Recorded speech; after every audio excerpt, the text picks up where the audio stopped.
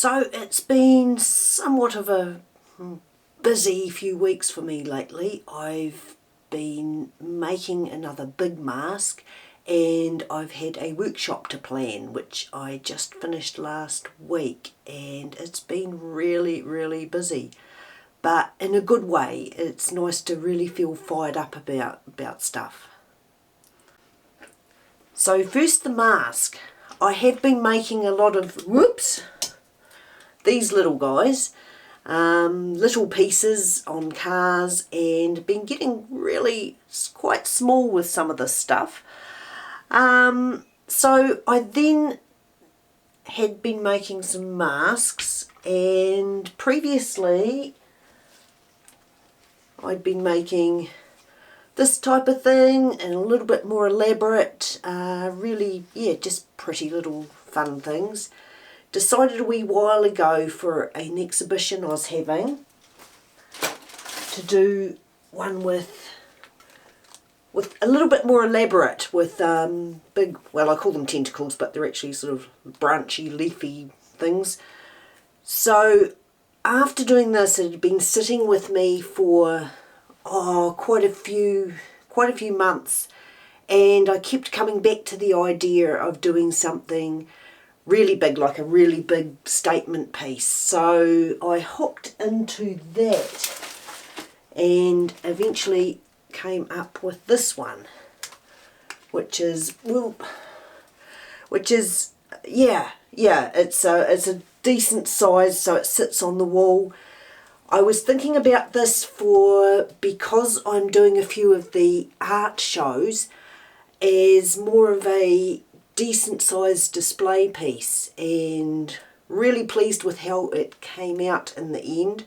There was a lot of technical working out how to get these pieces coming out. I knew that they'd be a wee bit heavier with the, I mean, it's still like, it's air dry clay, so it's really light, but it's still, I figured it may come out a bit from the wall and may droop. So what I've done to solve that problem is attach some of these to each other so it's a little bit more rigid, and then working out how to attach that to the mask. So there was quite a bit of undertaking there, but it turned out really I was really happy with it in the end, and I think I'm going to give another one a go too, just to elaborate on that idea.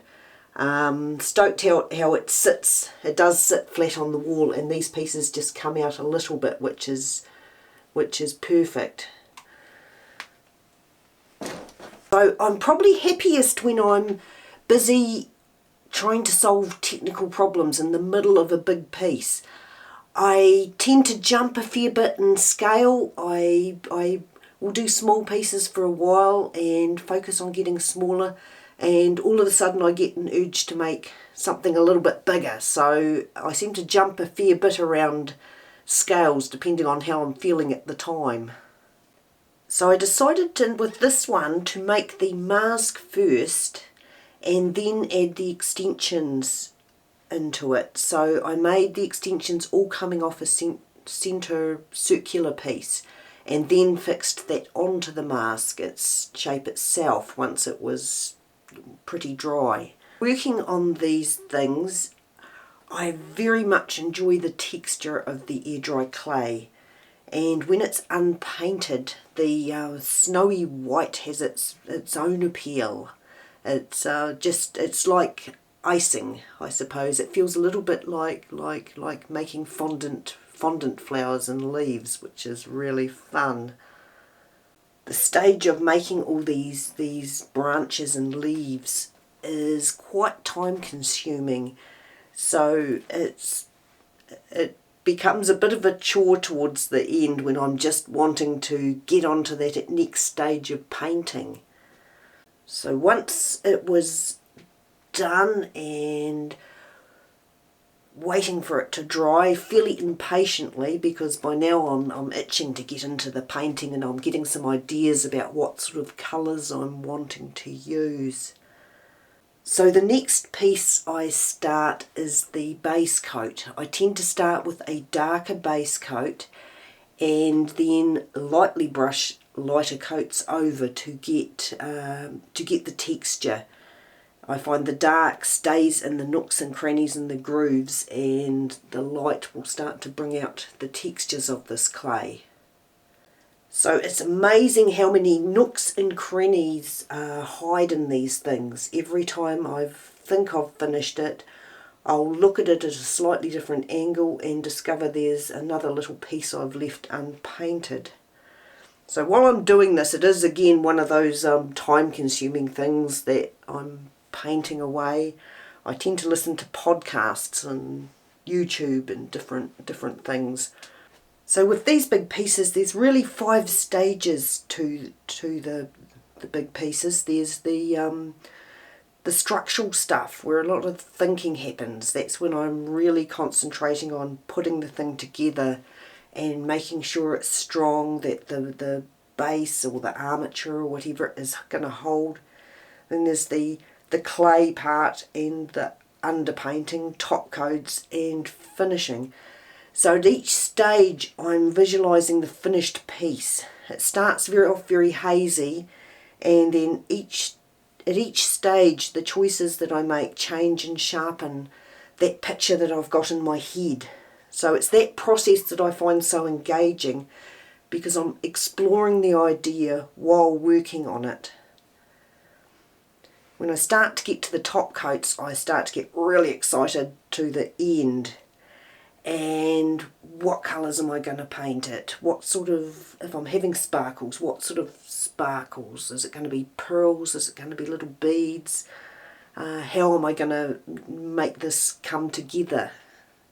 So I'll leave it up on the wall for a bit and just see how it sits with me. And in the end with this piece, I made a few alterations to the main face part to help it to flow into the branchy pieces a little bit better and look a bit more natural. So while I was working with the masks, I had in the back of my mind how this workshop that was upcoming was going to run. So I figured my main goal was to teach people the skills to be able to make their own artworks. So I didn't want to be too rigid with projects and what we were going to make. So to start off, it was a 5-day workshop. So to start off, we started with armatures, how to make a strong armature, putting foil to bulk it out, and we focused the first day on polymer clay, which is the oven baked clay. I took all that home with me and baked it overnight, came back the next day and we focused more on the air dry clay, starting with a couple of small projects and then how to use it on top of the polymer clay and alongside it once it's baked. So I figured those 2 more structured days was a good way to bump up all those skills, and so people could really do whatever they wanted from there.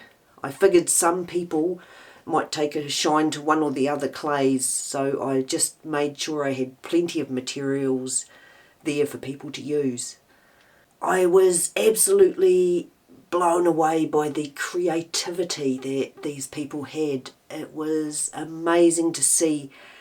They grabbed the ideas, they ran with it, and they made the most amazing things. So I was really, it went really well.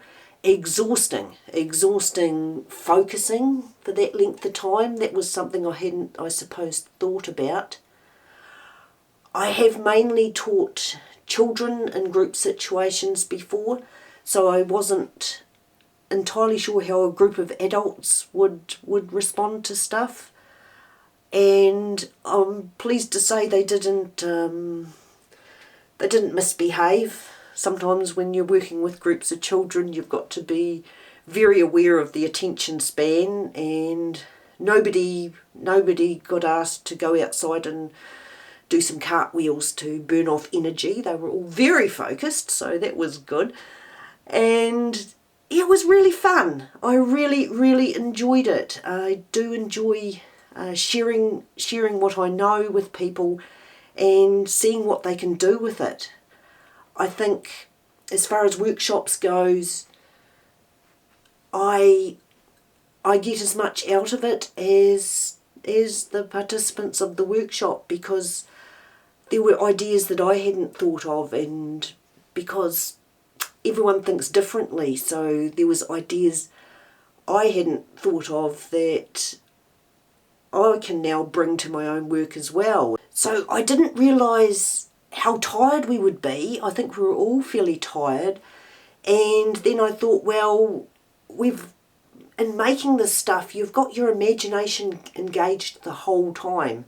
You're really thinking about what you're doing and what's going to happen and how you're using things, and got in the back of your mind what colours you're going to put on, how it's going to look. So you're adjusting your thoughts all the time when you're making stuff like this. So yeah, I got home at the end of the week and I was very satisfied but very exhausted.